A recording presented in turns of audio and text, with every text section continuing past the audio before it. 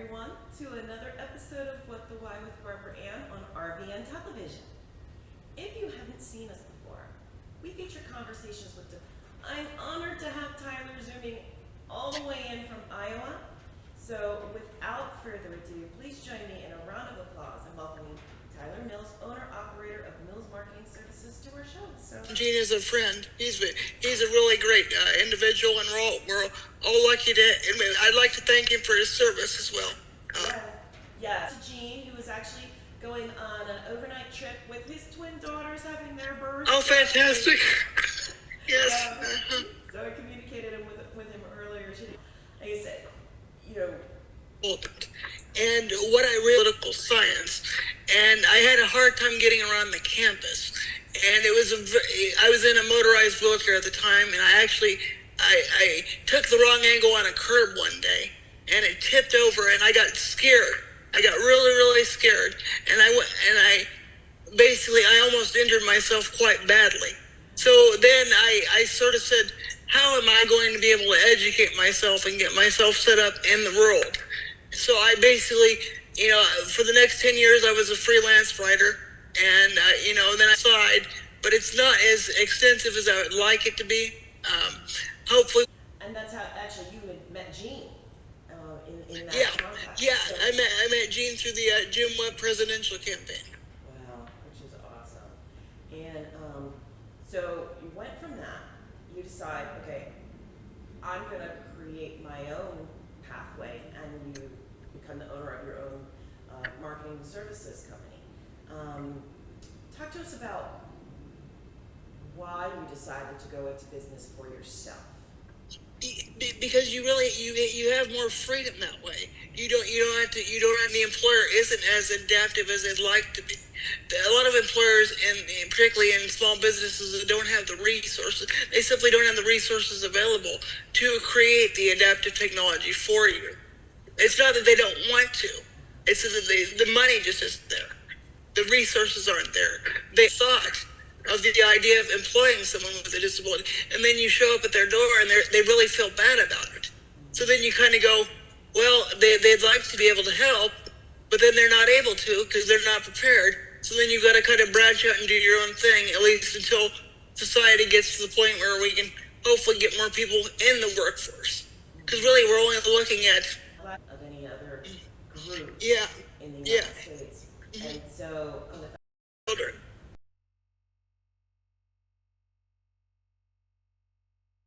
And to tell you the truth, Barbara, I felt bad because I felt like I hadn't accomplished enough in my life, or I might not be able to accomplish enough in my life, and that I was kind of, not meeting my potential when these other folks had so many other deeper issues that I do.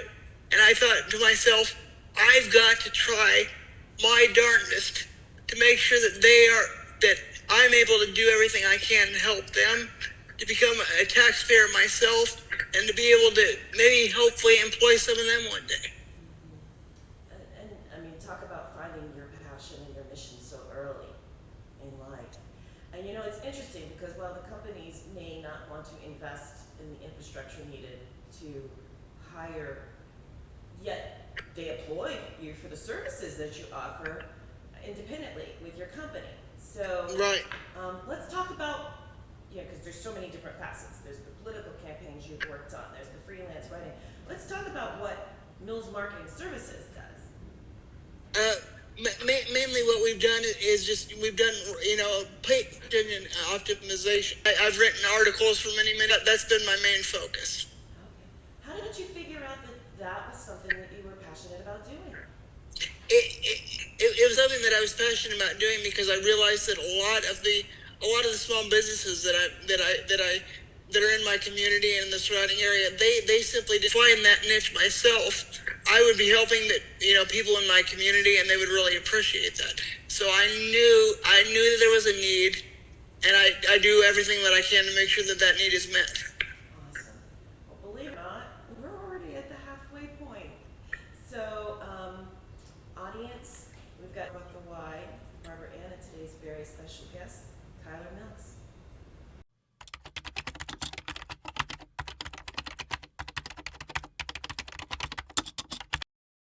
first of all, no relation again, not capable or willing in some instances to invest in the technology are companies that ultimately hire you to do the work that you do. How do you approach the client acquisition process?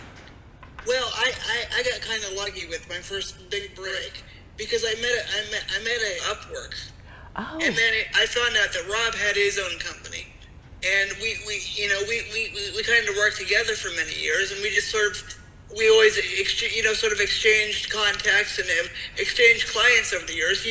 As far as I know, you're always going to need those contacts, some people to reach out to, and I've been lucky in that regard. And I'm just really grateful to have good friends like Rob and Gene and a lot of people that have helped me along the way. And that's one of the things that scares me. And hopefully they will be able to get. Anybody who would like to contact or connect with you can connect with you. Hopefully they will reach out if they're watching this episode. And Absolutely. Because that's how we met, was through LinkedIn, and Yep. It's turned into a ripple effect of other opportunities for you to talk about how you're to our about that on the show. Sometimes they're more visible depending on how I feel on any given day, and people will say things because they don't recognize that. They make assumptions that this is a safe place, and I'm horrified at some of the things that I've heard come out of people's mouths, or that they're even willing to put in writing when it comes to people who are disabled. So I suspect that you have also encountered some of that, and yet you still continue to be one of the most positive people that I've talked with. How do you find it within yourself the courage to keep going when you confront those kinds? Reach their full potential. They may not be a billionaire, they may not be a trillionaire, but any contribution that you can make to society to make someone else smile, feel better about their day, it doesn't have to be a monetary, gain. It doesn't have to be, you don't have to become a big time star in your industry. But if you go somewhere and you work every single day, or you make somebody else feel good about their life, that's a life well lived. Yeah, there are people who set in the face of, not comparing anybody's journey to another person, but some have a little bit rockier of a road. It sounds like so much of what you're able to show in the way of others in terms of love comes from a place where hopefully someone shared that love with you. It sounds like you had some pretty amazing parents. I did. Yeah. My mother has, my father actually passed away when I was 12. Oh. He died of a heart attack. Okay. And it's really because of the community that I grew up in. Everybody, generally, I have faced some discrimination. There's no doubt about that. But I also had some dear friends who always looked out for me. And, I've served on the Parks Board locally. I've served with a couple of different foundations where we've worked on, restoring houses, and that we're scared of is that they're afraid that they're alone in this world. Yeah. And you don't have to be alone in this world, Barbara. Yeah. You just if you get the chance to reach out to someone, please do it. Please. Yeah. Bravo. And one of the exciting things that you have to share is you've been working on a book. Yeah, it's actually been out about a year. Yep. And, I tried to make it a book that said, rural America really needs help. We need help making sure that resources are properly allocated down here. We need to make sure that companies are aware that we can produce products and services, and there is a real skill set here. And with my book, A Death of the Blue Dogs, I know it's a political book. It's kind of got a political hint to it. But what I was just basically saying is let's get people in positions within rural America and making sure that there is opportunity out here in rural America, because there definitely is a groundswell of talent that many companies aren't aware of. Yeah.